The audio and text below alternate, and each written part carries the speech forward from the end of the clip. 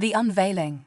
In the vast expanse of the cosmos, where countless civilizations had risen and fallen, the Galactic Coalition stood as a beacon of unity and technological advancement. Among its members were the Zorax, a species known for their crystalline exoskeletons and mastery of energy manipulation. As they approached the blue-green orb called Earth, their expectations were high. After all, any species capable of achieving faster-than-light travel must surely possess defensive capabilities beyond imagination. Commander Axvilena, her iridescent form shimmering with anticipation, stood at the helm of the Coalition's diplomatic vessel. "Initiate first contact protocols," she ordered, her voice a melodious chime that resonated through the ship's crystalline structure. As the sleek vessel descended through Earth's atmosphere, the Zorax marveled at the planet's diversity. Oceans sparkled, forests stretched across continents, and sprawling cities dotted the landscape.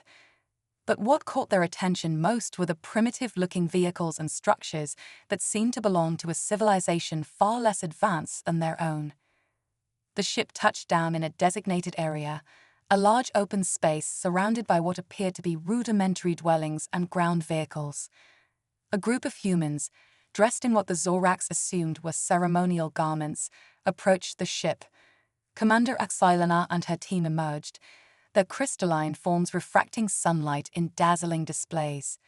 "Greetings, people of Earth," Xylena's translator device conveyed her message. "We come in peace, representing the Galactic Coalition." The human at the forefront, a tall man with graying hair and a stern expression, stepped forward. "Welcome to Earth. I'm General Marcus Hawthorne of the United Earth Defense Force. We're honored to receive you." As the two groups began their formal introductions, Axvilena couldn't help but notice the crude-looking protective gear worn by the human military personnel. It appeared to be made of some sort of fabric and rigid plates, nothing like the advanced energy shields and adaptive armor used by Coalition forces. During the initial talks, Xylena's curiosity got the better of her. "If I may ask, General Hawthorne, what sort of defensive technology does your species employ? I notice your soldiers wear rather unique armor." General Hawthorne's expression remained neutral, but there was a glint in his eye. "Our armor may not look like much, Commander, but it's been refined through centuries of conflict and adaptation. Perhaps we could arrange a demonstration." Axvilena agreed, eager to understand how such seemingly primitive protection could be effective against modern weapons. The next day, they gathered at a military training facility where human soldiers donned their combat gear. To the Zorax's astonishment, the demonstration began with the humans subjecting their own armor-clad soldiers to various attacks. Projectile weapons, energy blasts, and even simulated explosions were used against the volunteers. While the impacts clearly affected the humans, their armor absorbed or deflected much of the damage, allowing the soldiers to continue functioning.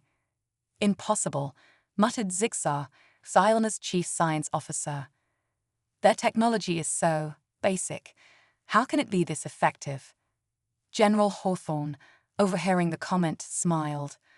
"It's not just about the technology, but how we use it. Our armor is designed to work with our biology, our tactics, and our environment. It's a holistic approach to protection." As the demonstration continued, the Zorax began to see the ingenuity behind the human design. The armor was modular, allowing for quick repairs and adaptations in the field. It incorporated materials that were abundant on Earth, making production and replacement simple. Most surprisingly, it didn't rely on complex energy systems that could be disrupted by enemy attacks. Xylena found herself reassessing her initial judgments. "General, I must admit, we may have underestimated your species. Your approach to protection is unconventional, but clearly effective." Hawthorne nodded, his expression serious. "We've learned the hard way that over-reliance on advanced technology can be a weakness. Sometimes, the simplest solutions are the most reliable." As the day progressed, the Zorax were introduced to other aspects of human military technology and tactics. They witnessed demonstrations of camouflage techniques, hand-to-hand combat, and even the use of animals in warfare. Each revelation challenged their preconceptions about what constituted advanced military capability. During a break in the demonstrations, Axile and I engaged in a private conversation with General Hawthorne. "Your species continues to surprise us, General. I'm curious, how do you think humans would fare in interstellar conflicts?" Hawthorne considered the question carefully. "Honestly, Commander, I believe we'd adapt and survive, just as we always have. Our history is filled with instances of overcoming seemingly insurmountable odds through creativity, determination, and the ability to think outside the box." This response resonated with Asailana. The Zorax, like many advanced species, had become accustomed to relying on their superior technology. The idea of a race that could thrive on ingenuity and adaptability was both foreign and intriguing. As the first day of cultural exchange came to an end, Axila made a decision that would alter the course of both human and Zorax history. "General Hawthorne, I have a proposal. The Galactic Coalition has much to offer Earth in terms of advanced technology and knowledge. But I believe we also have much to learn from you. Would you be open to a joint training program? A select group of Zorax could train alongside your human soldiers, learning your unique approaches to warfare and protection." Hawthorne's eyes widened slightly, but he quickly regained his composure. "That's a fascinating proposal, Commander. I need to consult with my superiors, of course, but speaking personally, I think it could be an invaluable experience for both our species." As Asailana returned to her ship that evening, her mind raced with the possibilities. The humans, with their primitive technology and unconventional tactics, had challenged everything she thought she knew about warfare and defense. She realized that this unexpected encounter might just revolutionize the way the entire Galactic Coalition approached conflict and protection. Little did either species know that this exchange would soon be put to the test, as an ancient threat lurked in the shadows of the galaxy, waiting for the right moment to strike. The lessons learned on Earth would prove crucial in the challenges to come, as humans and aliens alike would need to rely on both advanced technology and primal instincts to survive. As the Zorax ship ascended into the night sky, leaving a shimmering trail in its wake, both humans and aliens felt a sense of anticipation.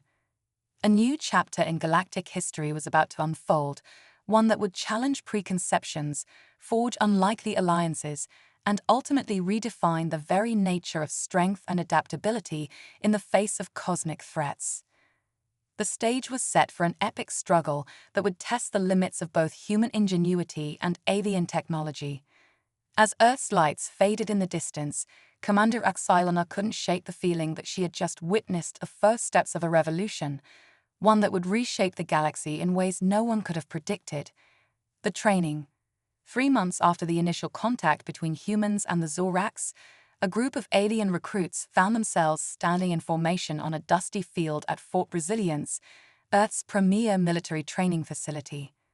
The morning sun beat down on their crystalline forms, creating a dazzling display of refracted light that contrasted sharply with the dull, earthy tones of their surroundings. Zixar, now serving as a liaison between the Zorax trainees and human instructors, surveyed the scene with a mixture of curiosity and apprehension.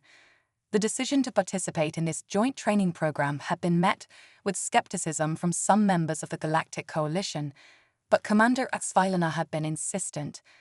"We must learn to think beyond our technological advantages," she had argued. "The humans have survived and thrived in ways we never considered possible." Drill Sergeant Elena Rodriguez strode onto the field, her boots kicking up small clouds of dust with each step.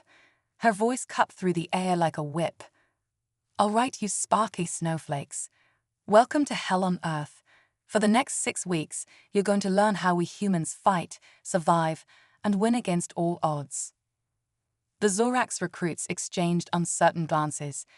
Their species communicated primarily through subtle vibrations in their crystalline structures, and the human tendency for loud, verbal commands was still jarring. "First things first," Rodriguez continued, gesturing to a pile of equipment nearby. "You're going to learn to use human weapons and wear human armor. Your fancy light shows and energy manipulation won't help you here." As the aliens approached the gear, The confusion was palpable. Zixar picked up a helmet, turning it over in his hands. "Sergeant, I don't understand. How can this primitive headgear possibly offer protection against modern weapons?" Rodriguez's eyes narrowed. "Primitive, you say? Put it on, and I'll show you just how primitive it is." With some difficulty, Zixar managed to fit the helmet over his crystalline head. Rodriguez then proceeded to demonstrate various scenarios where the helmet's design could save a soldier's life, from deflecting shrapnel to providing camouflage in different environments. As the day progressed, the Zoraks were introduced to other pieces of human military equipment. They struggled with the weight of backpacks, fumbled with the mechanics of firearms, and marveled at the simplicity yet effectiveness of items like entrenching tools and tactical radios.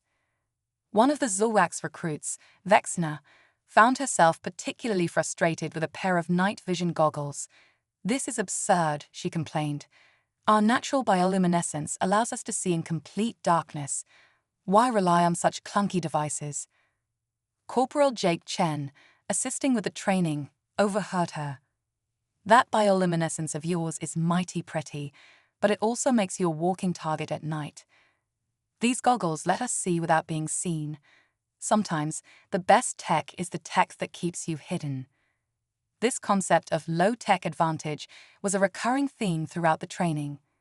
The Zoraks, accustomed to relying on their advanced energy manipulation abilities, were forced to think and act in entirely new ways.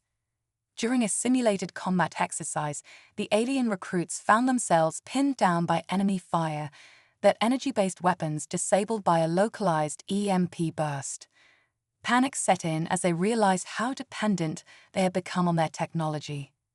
"Use your surroundings," Sergeant Rodriguez bellowed from her observation post. "The terrain is your ally. Your body is a weapon. Think."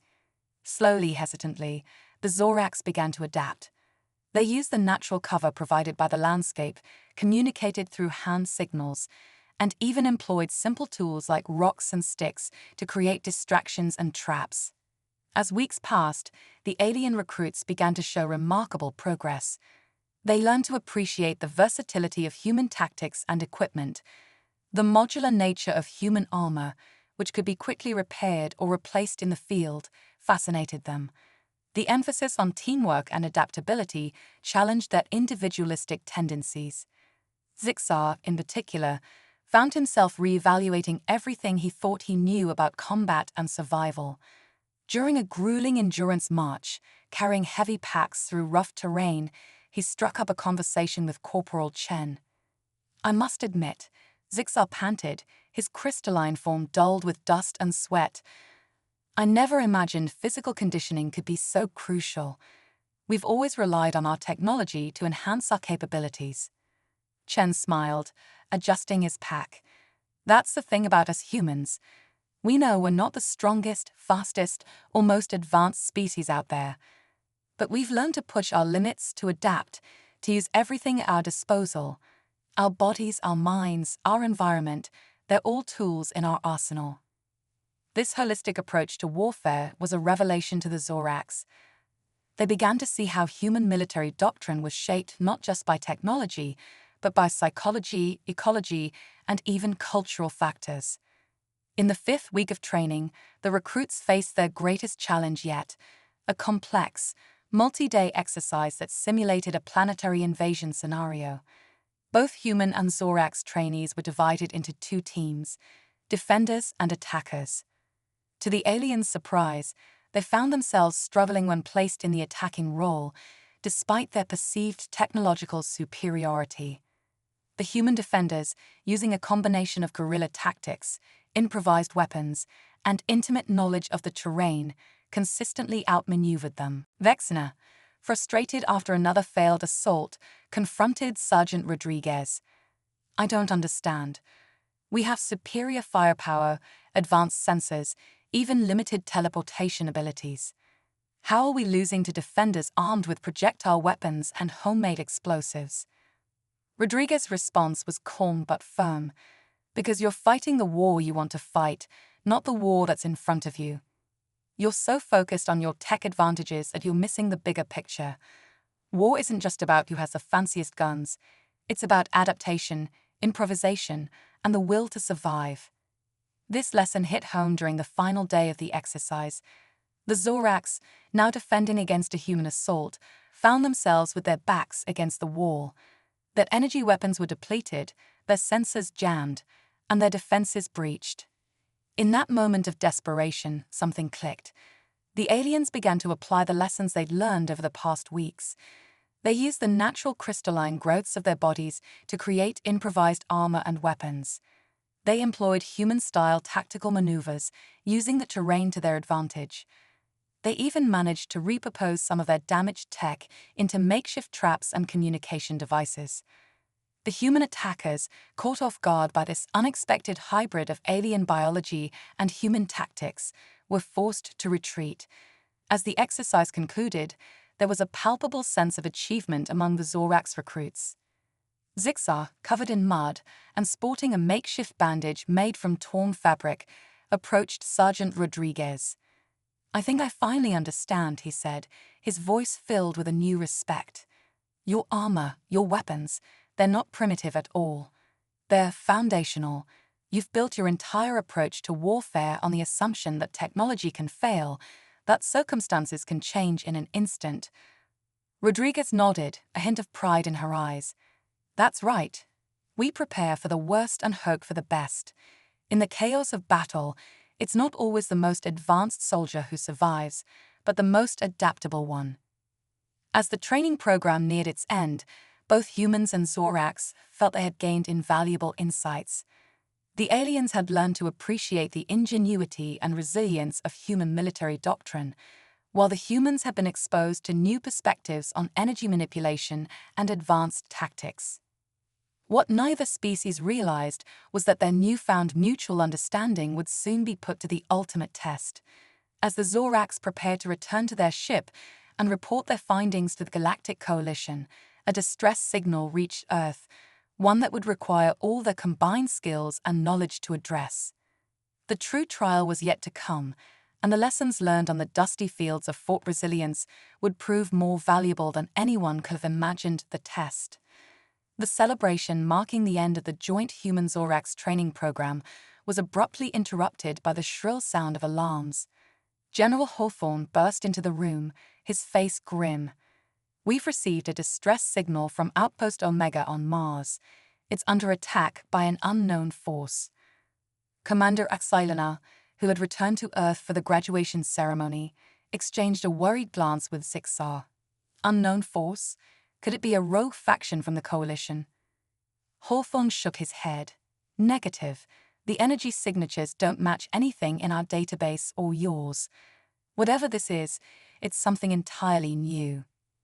As the gravity of the situation sank in, a tense silence fell over the room. It was Sergeant Rodriguez who broke it, her voice steady and determined. "Sir, permission to assemble a joint task force. I believe our new Zorax allies could be invaluable in this mission." The general nodded, his eyes scanning the room. "Agreed. We'll need every advantage we can get. Commander Axilana, are you willing to commit your people to this operation?" Selna's crystalline form shimmered with resolve.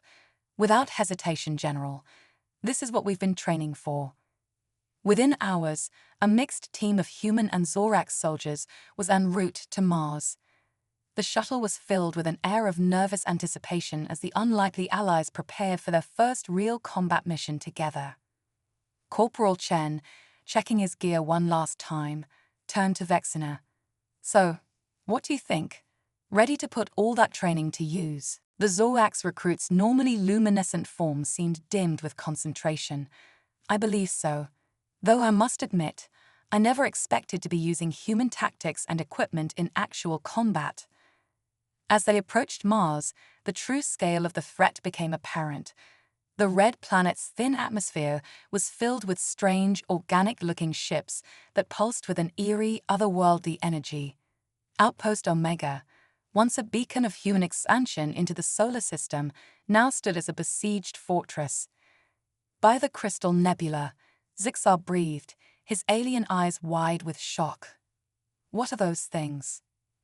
General Hawthorne's voice crackled over the comms. "We're calling them the Void Swarm. Preliminary scans suggest there's some sort of biomechanical hive mind.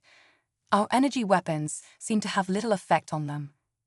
Commander Xylena's voice was tight with concern. "Our long-range scans show similar results. Their organic hulls appear to absorb energy attacks, growing stronger with each hit." As the shuttle entered Mars' atmosphere, dodging swarms of smaller enemy craft, the reality of their situation began to sink in. This wasn't just a rescue mission. It was potentially the first battle in a war for the survival of both their species. The landing was rough, the shuttle's pilots skillfully maneuvering through a gauntlet of enemy fire to touch down just outside Outpost Omega's perimeter. As the mixed squad of humans and Zorax disembarked, they were immediately met with a scene of chaos. Void swarm drones, insectoid creatures fused with mechanical components, scuttled across the Martian landscape. They moved with an unsettling, hive-like coordination, their attacks focused and relentless.